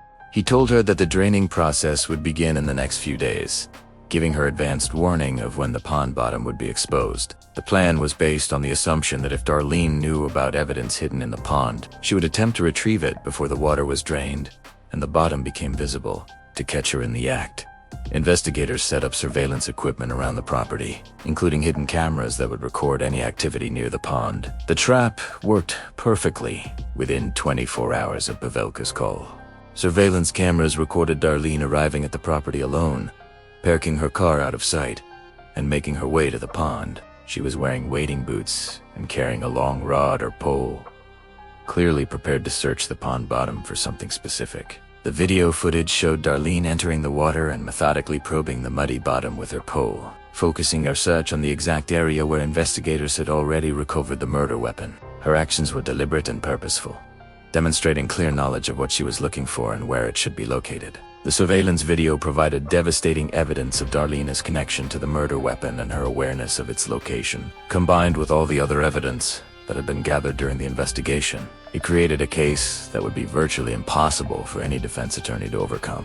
Armed with this new evidence, investigators were ready to make a second arrest, this time confident that they had sufficient proof to secure a conviction at trial. The video footage of Darlene searching the pond would become the centerpiece of the prosecution's case, providing a dramatic visual demonstration of her guilt that would be difficult for any jury to ignore. On February 1st, 2006, nearly 3 months after her initial arrest, Darlene Gentry was arrested again and charged with first-degree murder. This time, there would be no bond, and she would remain in custody until her trial. The additional evidence had transformed the case from one based largely on circumstantial proof to one with direct physical evidence and documented criminal behavior. The second arrest generated even more media attention than the first, particularly after details of the pond search and surveillance video became public.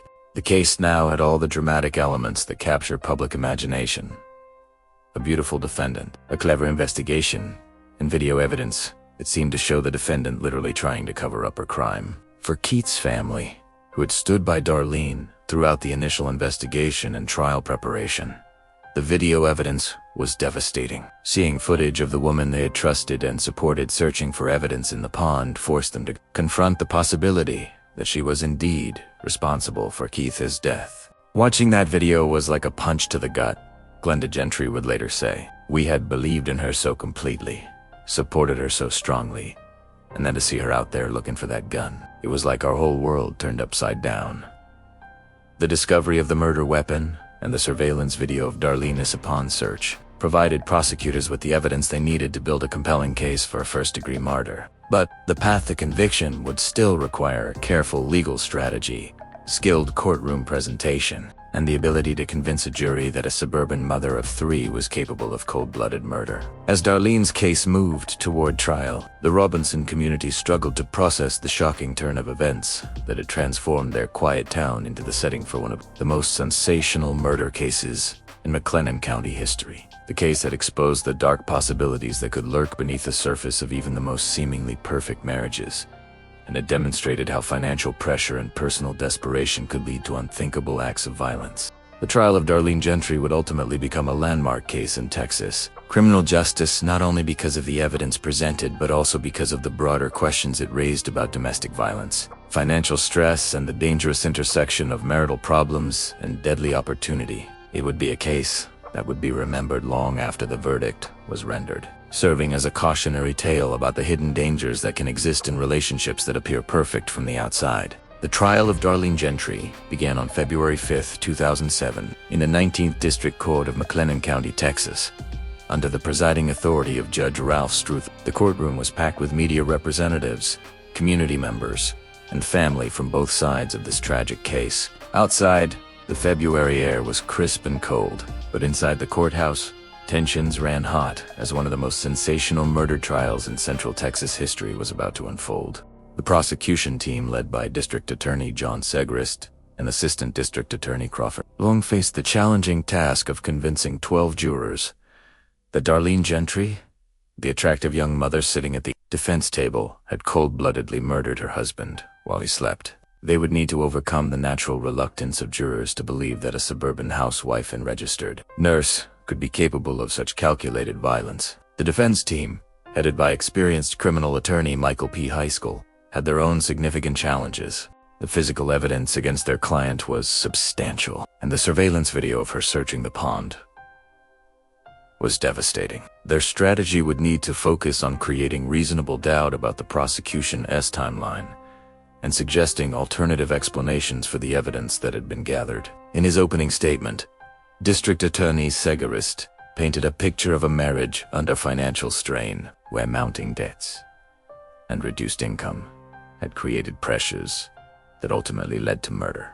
He described Darlene as a woman who had become accustomed to a certain lifestyle and was unwilling to make the sacrifices necessary to adjust to her family's changed financial circumstances. Ladies and gentlemen of the jury, Segrist began, his voice carrying the gravitas appropriate for such a serious case. This is a case about greed, about selfishness, and about the cold-blooded murder of a hard-working husband and father who trusted his wife completely. Keith Gentry worked 2 jobs, sacrificed his career advancement to spend more time with his family, and did everything he could to provide for the woman he loved and the 3 children they had created together. His reward for this devotion was a bullet to the head while he slept, fired by the very woman he had vowed to love, honor, and protect.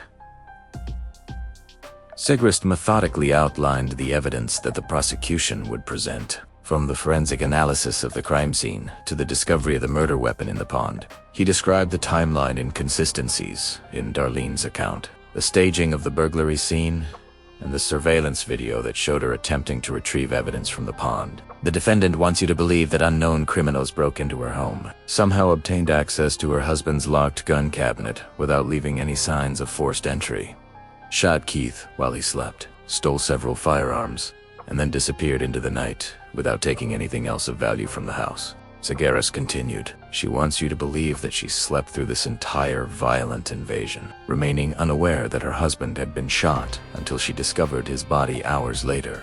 The evidence will show that this story is not just improbable, it's impossible.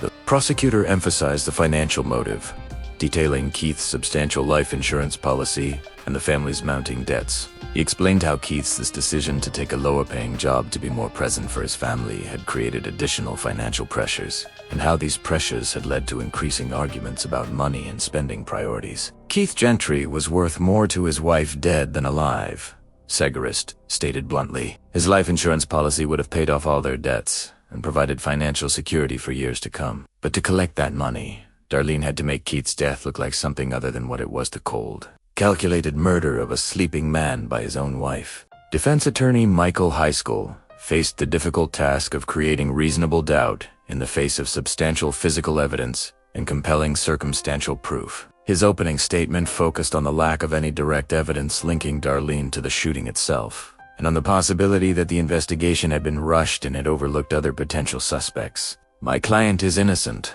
Heiskell declared with conviction. Darlene Gentry is not a murderer, she's a victim.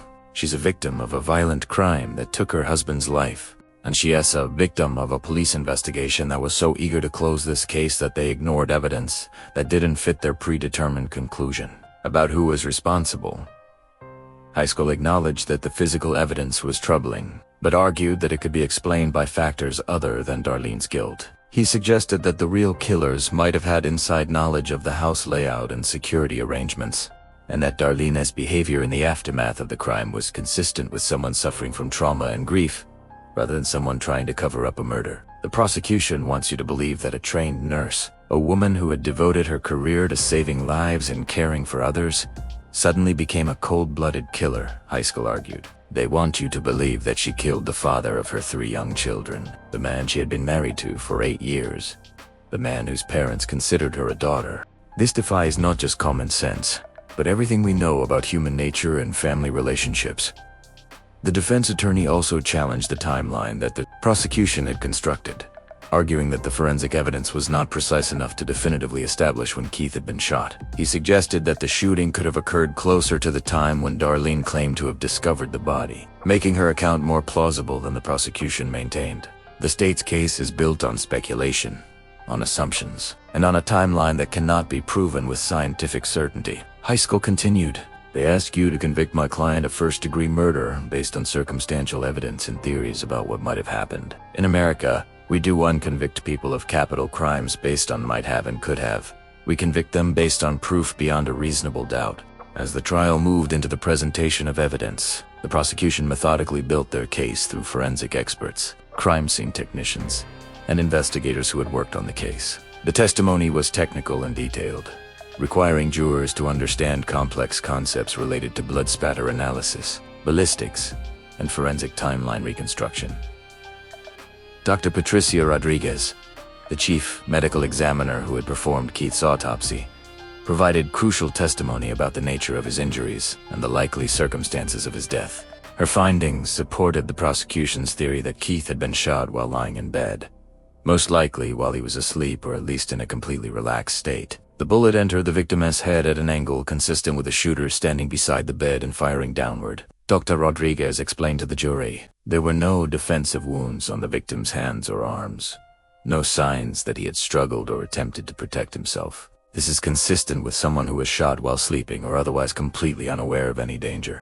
The medical examiner's testimony also addressed the timeline questions that were central to the case, based on the extent of brain damage and the pattern of bleeding. Dr. Rodriguez estimated that Keith had survived for several hours after being shot, but had been unconscious throughout that period. This meant that even if Darlene's timeline was accurate, Keith would have been dying slowly while she claimed to be sleeping in the adjacent room. Ballistics expert James Morrison testified about the .22 caliber revolver that had been recovered from the pond, confirming that it was indeed the weapon used to kill Keith Gentry. His analysis of the bullet trajectory and the gunshot residue patterns supported the prosecution's theory about the shooter's position and the close-range nature of the shooting. The bullet was fired from a distance of no more than 3 feet, Morrison explained. This is not consistent with a shooting that occurred during a struggle or a confrontation. This is consistent with an execution-style killing where the victim was completely vulnerable and the shooter was able to take careful aim. Crime scene technician Maria Santos walked the jury through the physical evidence from the Gentry home,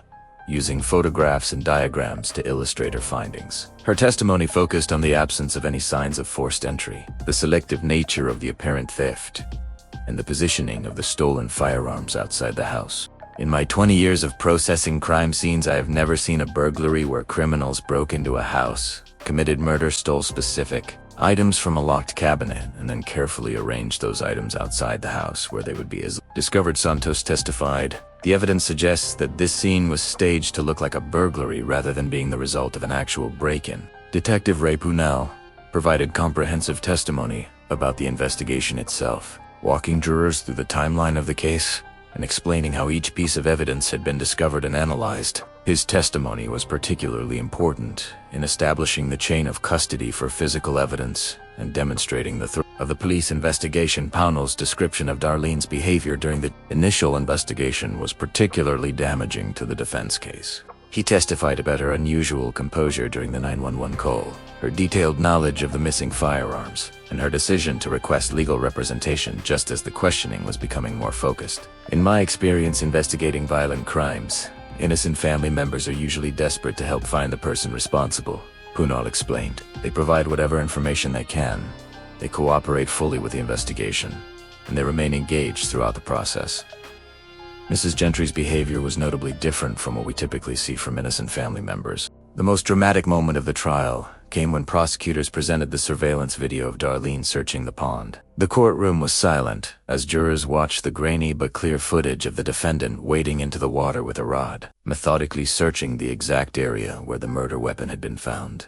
The video was accompanied by testimony from Robert Pavel, who described his interactions with Darlene and his growing suspicions about her true motives for wanting to purchase the property. His decision to contact law enforcement and cooperate with the surveillance operation provided the final pieces of evidence that prosecutors needed to establish Darlene's guilt beyond any reasonable doubt. She went straight to the spot where the gun was hidden.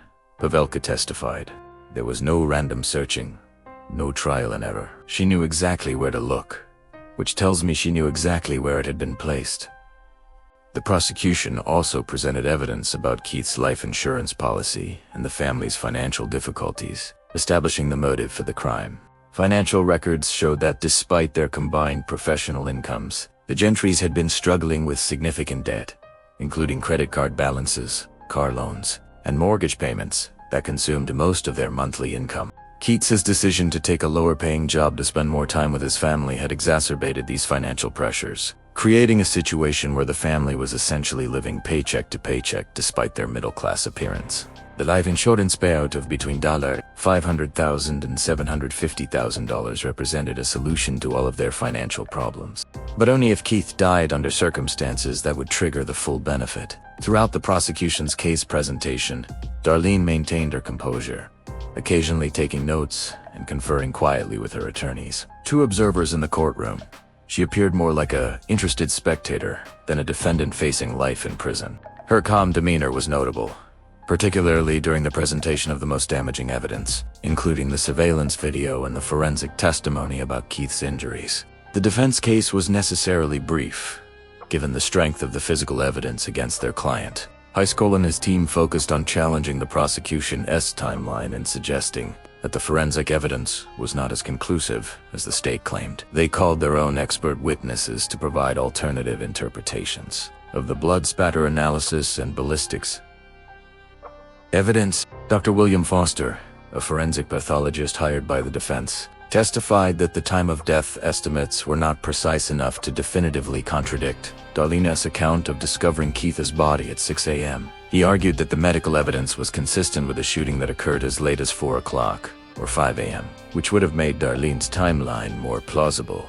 Forensic science is not an exact science when it comes to establishing precise timelines, Dr. Foster explained. The variables involved in decomposition, blood coagulation, and other post-mortem changes make it impossible to determine the exact time of death with the precision the prosecution claims. The defense also called character witnesses who testified about Darlene's reputation in the community and her apparent devotion to Keith and their children. Friends, co-workers, and neighbors described her as a caring wife and mother who had never shown any signs of violent tendencies or marital discord that would suggest she was capable of murder. Sarah Mitchell, a fellow nurse who had worked with Darlene at the hospital, provided particularly compelling testimony about Darlene's professional competence and personal character. She described incidents where Darlene had gone above and beyond to care for patients and had shown exceptional compassion in dealing with families facing medical crises. Darlene was someone who dedicated her life to healing people and saving lives.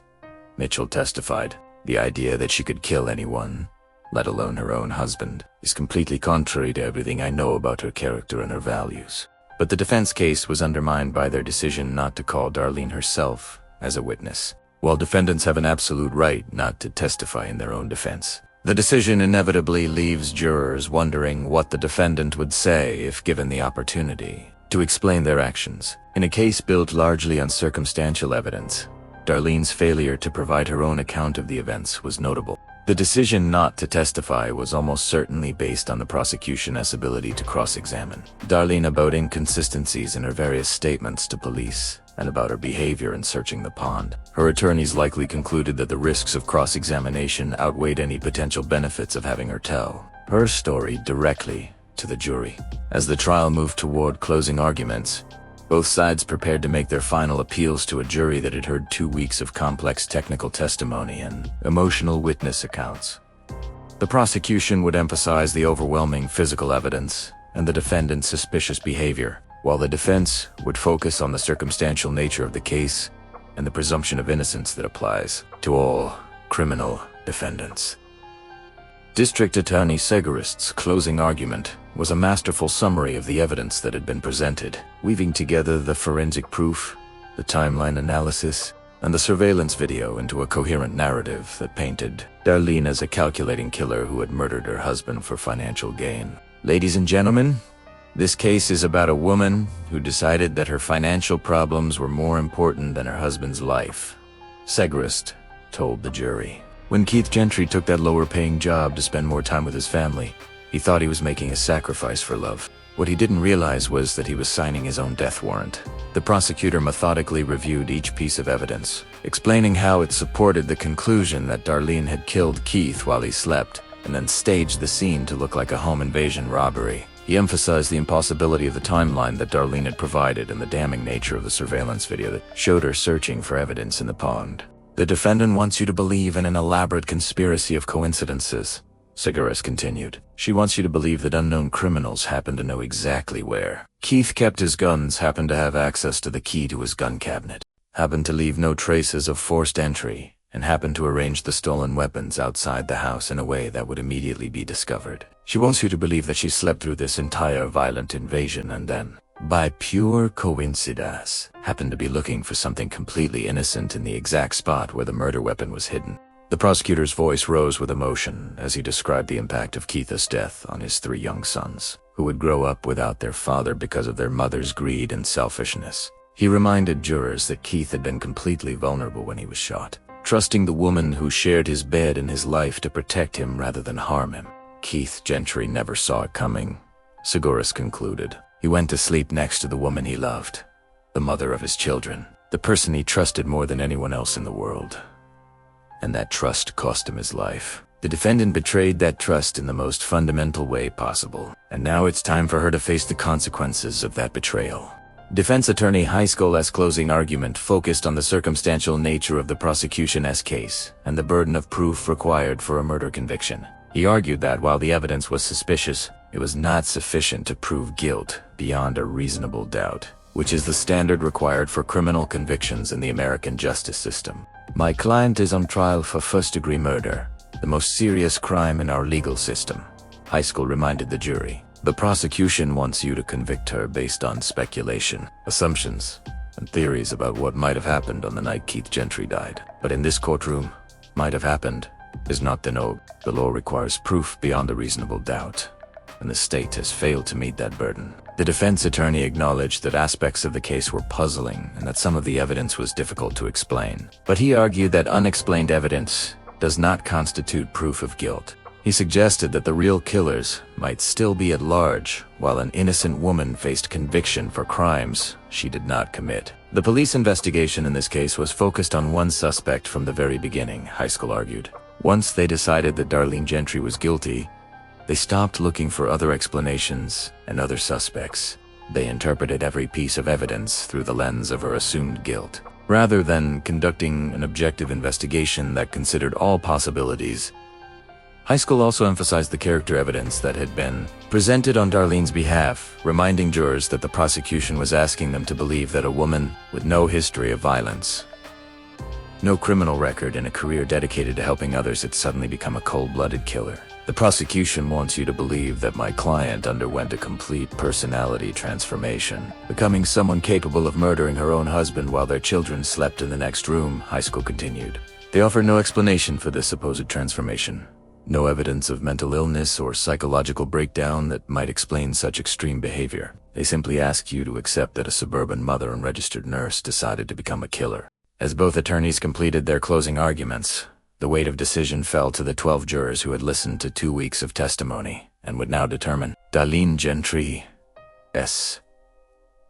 fate. The case had all the complexity and emotional intensity that makes jury deliberations particularly challenging, requiring jurors to weigh technical evidence against their own understanding of human nature and family relationships. The jury in the Darlene Gentry murder trial began their deliberations on February 7, carrying with them the burden of determining whether the state had proven beyond a reasonable doubt that a suburban mother had murdered her husband in cold blood. The deliberation room was a stark, windowless space where 12 citizens would wrestle with complex forensic evidence, competing expert testimony, and their own deeply held beliefs about family, marriage, and the capacity for evil that can exist in seemingly ordinary people. The jurors represented a cross-section of McLennan County residents, ranging in age from their 20s to their 70s, with backgrounds spanning education, agriculture, manufacturing, and service industries. Some were parents themselves, able to relate to the pressures of raising young children while maintaining careers and managing household finances.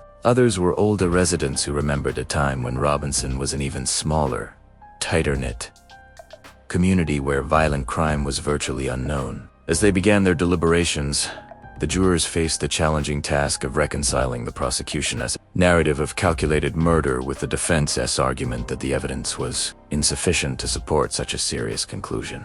The forensic testimony had been technical and complex, requiring them to understand concepts that were far outside most people's everyday experience. The surveillance video of Darlene searching the pond had clearly made a strong impression on the jurors, with several requesting to view it multiple times during their deliberations.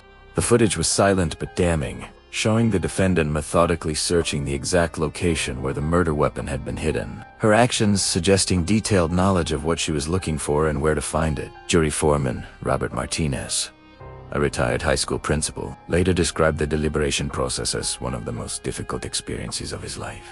The jurors took their responsibility seriously, knowing that their decision would not only determine Darlene's fate, but would also provide some measure of closure for Keith's family and the Robinson community. "We went through every piece of evidence multiple times," Martinez would later recall.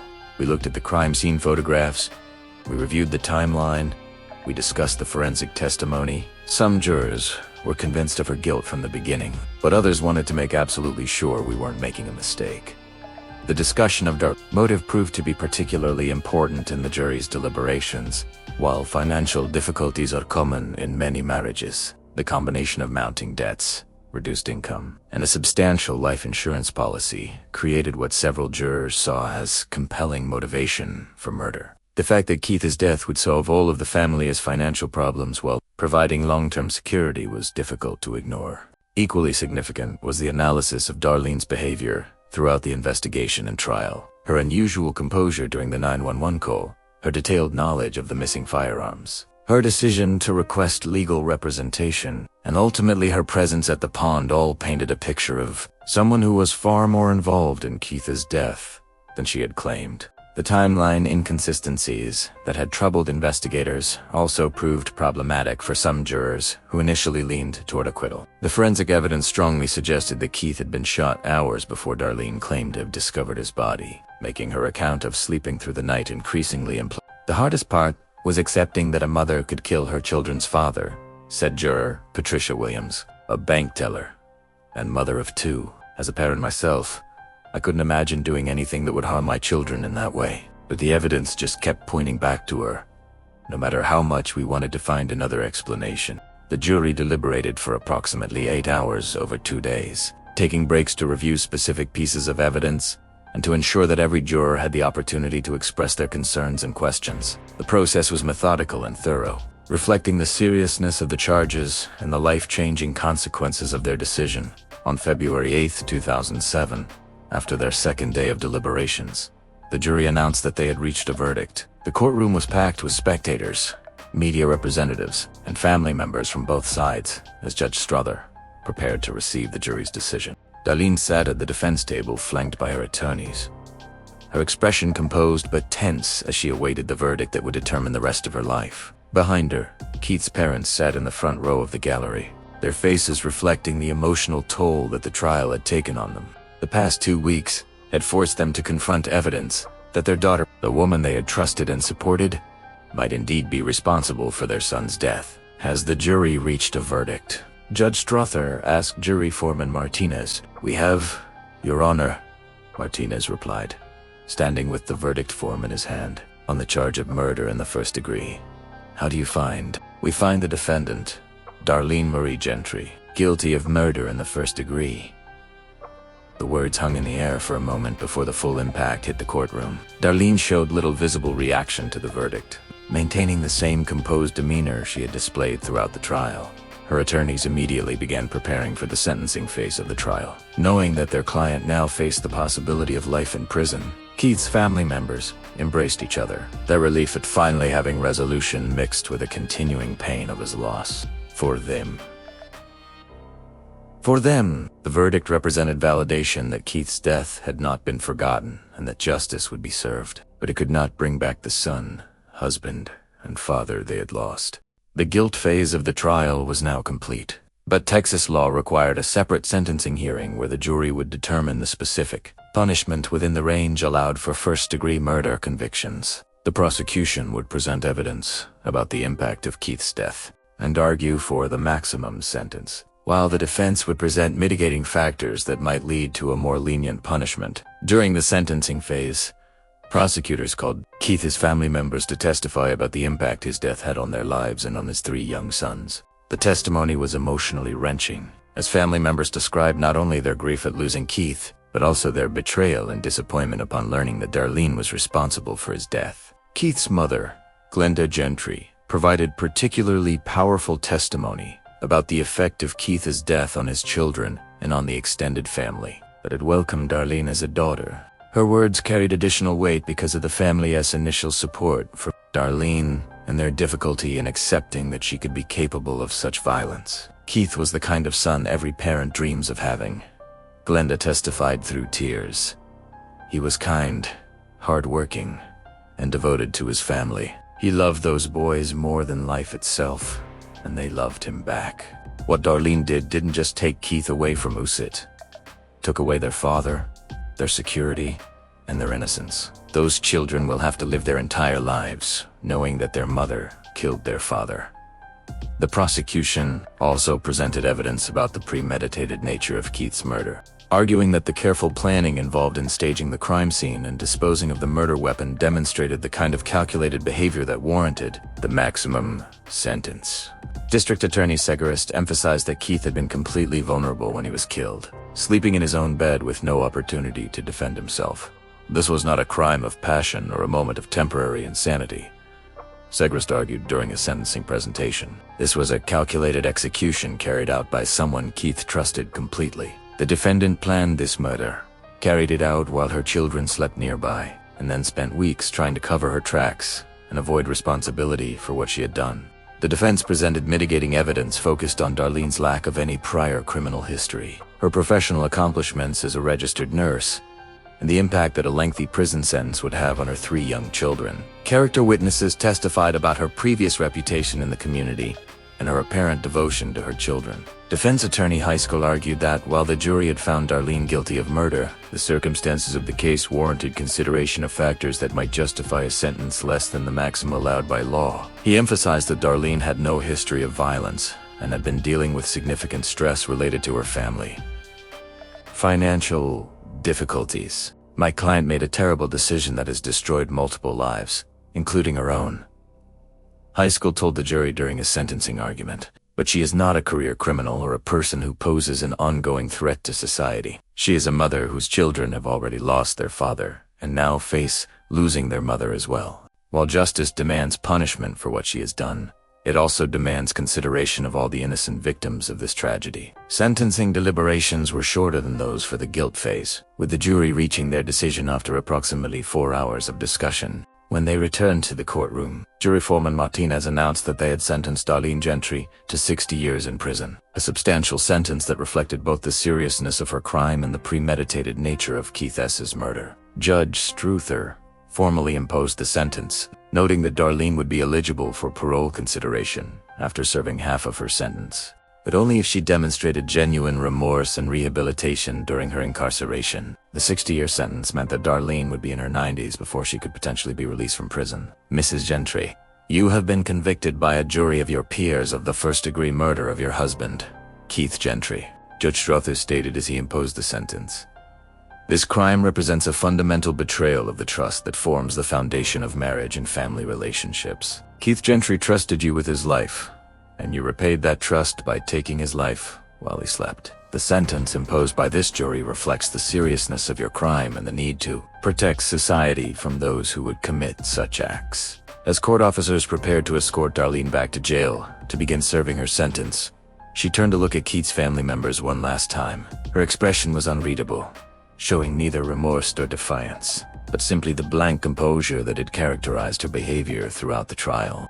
For Keith's family, the conclusion of the trial brought a measure of closure, but also the beginning of a new phase of grief and healing. They had finally received justice for Keith's death, but they also had to grapple with the reality that the woman they had trusted and loved was responsible for destroying their family.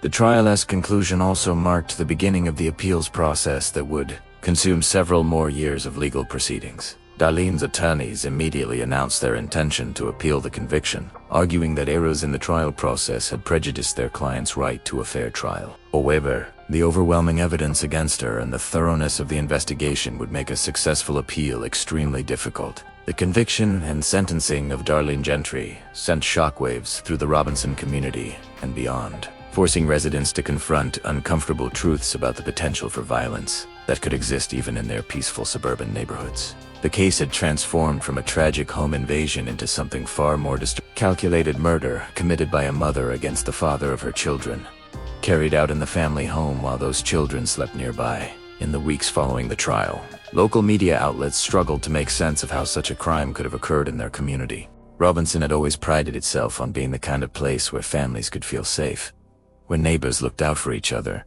and where violent crime was virtually unknown. The revelation that Keith Gentry had been murdered by his own wife challenged fundamental assumptions about family relationships and domestic security. Dr. Sarah Chun, a forensic psychologist who had followed the case closely, offered insights into the psychological factors that might have contributed to Darlene's actions. In interviews with local media, she explained how financial stress, combined with personality factors and opportunity, could create conditions that might lead even seemingly stable individuals to commit acts of extreme violence. Cases like this remind us that we can never fully know what is going on inside someone else's mind or marriage. Dr. Chun explained. Darlene Gentry appeared to be a devoted wife and mother, a successful professional, and a valued member of her community. But beneath that surface, she was apparently dealing with pressures and thought patterns that ultimately led her to see murder as a solution to her problems. The case also highlighted broader societal issues related to financial stress and its impact on family stability. The Gentry's financial difficulties were not unusual. Many American families struggled with debt, reduced income, and the competing pressures of maintaining their lifestyle while dealing with economic uncertainty. What made their case extraordinary was how these ordinary pressures had apparently contributed to such an extraordinary act of violence. Financial counselors and family therapists in the Central Texas area reported increased interest in their services following the trial, as couples sought help in addressing money-related conflicts before they could escalate into more serious problems. The case had served as a wake-up call about the importance of communication and professional intervention. When financial pressures begin to threaten family relationships, the Gentry case showed people that financial problems don't just affect your bank account, they can affect every aspect of your family life, explained marriage counselor Linda Rodriguez, who practiced in the Waco area. Couples who might have just argued about money before were now realizing that they needed professional help to address these issues before they became destructive. For Keith's family, the period following the trial was marked by the dual challenges of continuing to grieve his loss while also trying to rebuild their lives around the care of his 3 young sons. The boys, now aged 6, 3, and 2, were too young to fully understand what had happened to their father, but old enough to sense that their world had been fundamentally altered. Keith's parents, Weeman and Glenda Gentry, faced the enormous responsibility of raising their grandchildren while also processing their own grief and betrayal. They had not only lost their son, but had also been forced to confront the fact that they had been deceived by someone they had trusted completely. The emotional toll of caring for traumatized children while dealing with their own trauma was overwhelming. Those boys were our lifeline during the darkest period of our lives. Glenda Gentry would later reflect, "They needed us so desperately, and in many ways, that need gave us a reason to keep going when everything else seemed hopeless." But it was also incredibly difficult to provide them with stability and love when our own world had been turned upside down. The legal system's handling of the children as custody became a contentious issue that would continue for several years after Darlene's conviction. While she had been found guilty of murdering their father, she retained certain parental rights that complicated decisions about the children's long-term care and living arrangements.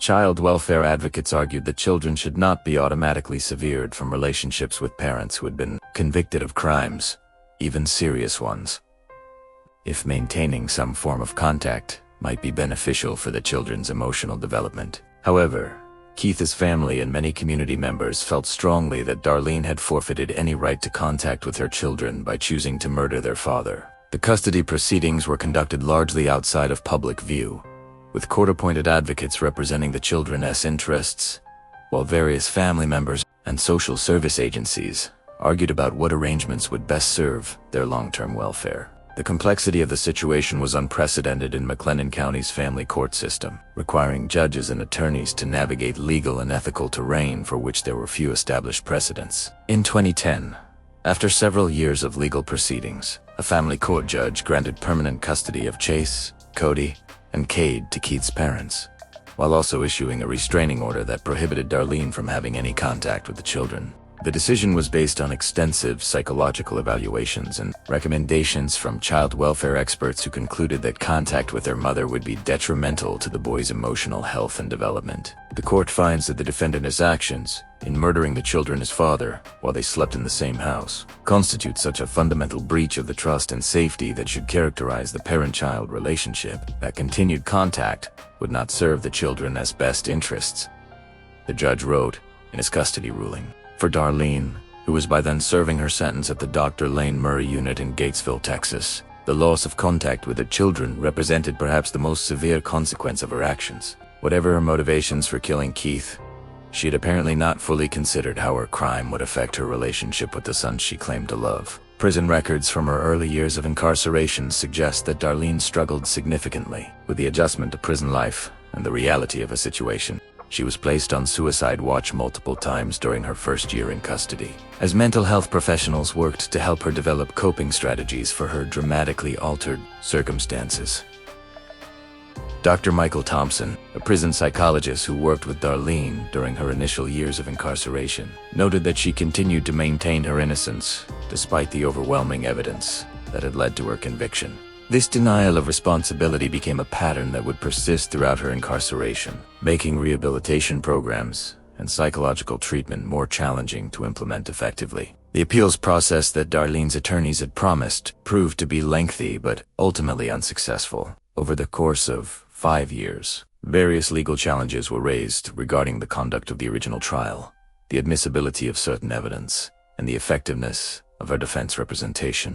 Each appeal was carefully reviewed by higher courts, but the overwhelming evidence against Darlene and the thoroughness of the original investigation made reversing her conviction extremely unlikely. In 2012, the Texas Court of Criminal Appeals issued their final ruling on Darlene's case, upholding both her conviction and sentence. The court noted that the evidence against her had been substantial and that the trial court had properly handled all aspects of the proceedings. The surveillance video of her searching the pond was particularly cited as compelling evidence of her guilt that no reasonable jury could ignore. The defendant's actions in attempting to retrieve evidence from the location where the murder weapon was hidden demonstrates consciousness of guilt that supports the jury's verdict, the appellate court wrote in their decision. Combined with the forensic evidence, timeline inconsistencies, and evidence of motive, the record supports the conclusion that the defendant committed the crime of which she was convicted.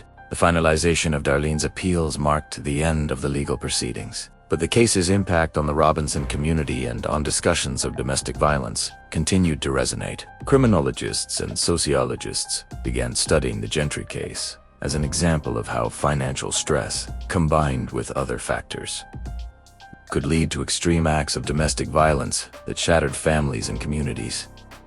Dr. Jennifer Walsh, a criminologist at Baylor University, conducted extensive research on the case and its implications for understanding domestic homicides committed by women.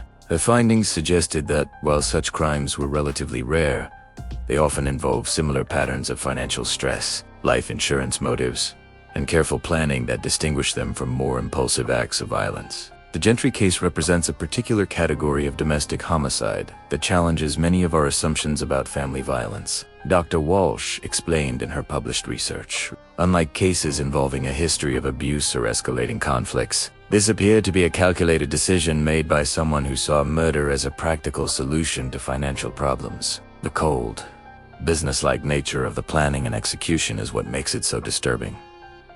By 2015, as the 10-year anniversary of Keith's death approached, the Robinson community had begun to heal from the trauma of the case.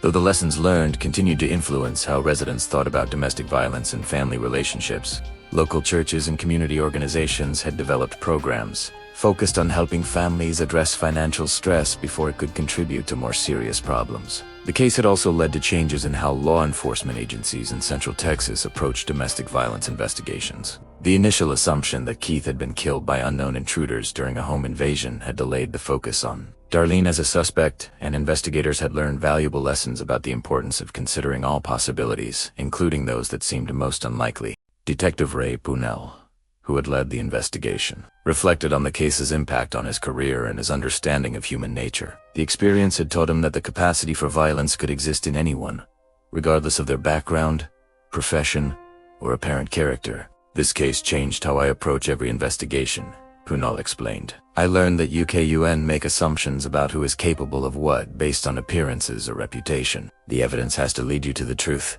even when that truth is something you don't want to believe. For Keith's children, now teenagers being raised by their grandparents, the passage of time had brought some healing but also new challenges as they struggled to understand their family's tragic history. Chase, the oldest, had begun asking more detailed questions about his father's death and his mother's role in it. Family therapists worked with the boys to help them process their complex emotions about losing both parents, one to death and one to prison. The boys had thrived under their grandparents' care, excelling in school and participating in sports and other activities that Keith would have been proud to see. Their grandparents had worked tirelessly to provide them with stability and love, while also preserving positive memories of their father and helping them understand that they were not defined by their mother's actions. We wanted the boys to know that Keith was a good man who loved them deeply, Glenda Gentry explained. We also wanted them to understand that while their mother made a terrible choice, that doesn't mean they're destined to make bad choices themselves. They get to write their own stories.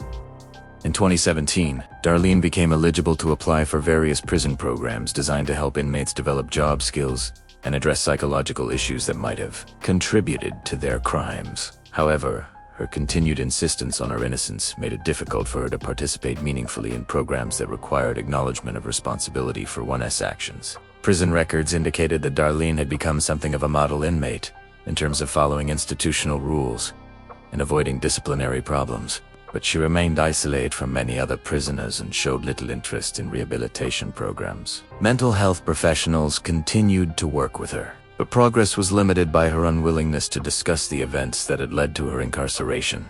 Dr. Rachel Martinez, a forensic psychologist who evaluated Darlene in 2018, noted that she had developed sophisticated psychological defenses that allowed her to maintain her sense of innocence, despite the overwhelming evidence of her guilt. This type of psychological adaptation, while protective of herself, made genuine rehabilitation extremely difficult to achieve.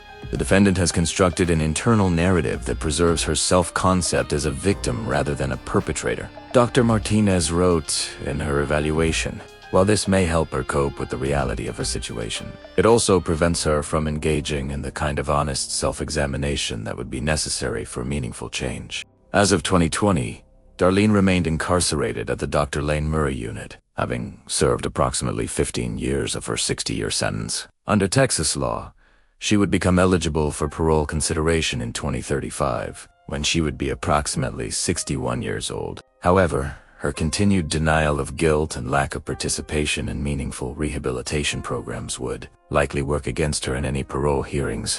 The case files from Keith Gentry's murder investigation remained in the McLennan County Sheriff's Department archives, serving as a resource for training new investigators and as a reminder of how seemingly perfect families could hide deadly secrets.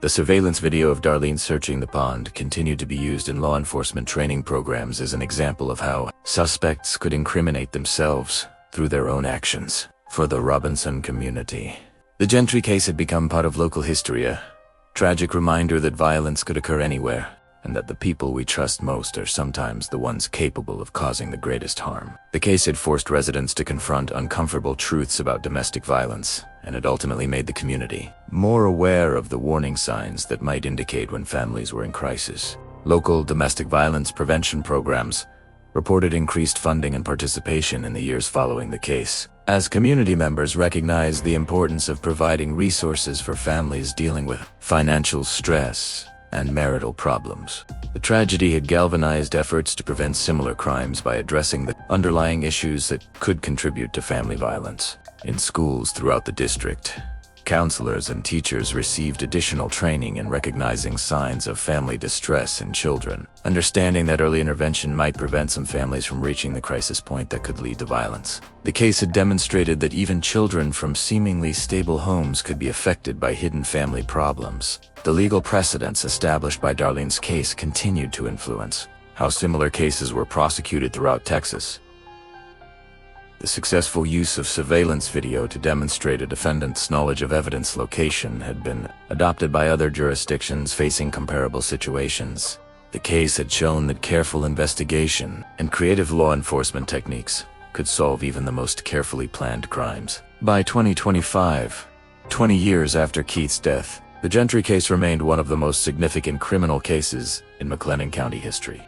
It had influenced law enforcement practices, community attitudes toward domestic violence, and academic understanding of female-perpetrated homicides. The case served as a stark reminder that the capacity for evil could exist in anyone, regardless of their outward appearance or social standing.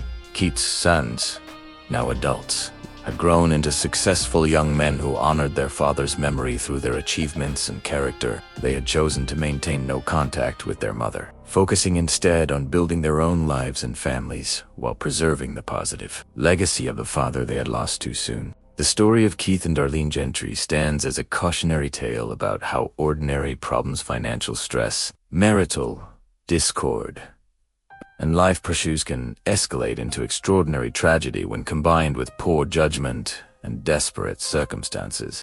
It reminds us that the relationships we trust most deeply can sometimes harbor the greatest dangers, and that the price of betraying that trust can be devastating for entire families and communities. The case ultimately demonstrated that justice, while sometimes delayed and complex, could prevail when dedicated investigators, prosecutors, and community members work together to uncover the truth. Keith Gentry's death was not in vain if it served to protect other families from similar tragedies and reminded society of the importance of supporting families in crisis before desperation leads to irreversible acts of violence. In the quiet streets of Robinson, Texas, where Keith and Darlene once walked hand in hand as young lovers, life has moved forward. New families have moved into houses like theirs, children play in yards where tragedies once unfolded, and the community continues to grapple with the eternal questions of how well we can ever truly know those closest to us and what drives ordinary people to commit extraordinary acts of evil. The Gentry case remains a stark reminder that in the complex landscape of human relationships, love and hatred, trust and betrayal, protection and destruction can sometimes exist in such close proximity that the boundaries between them become fatally blurred. It is a story that continues to resonate because it forces us to confront uncomfortable truths about the human capacity for both devotion and destruction, and the thin line that sometimes separates the two.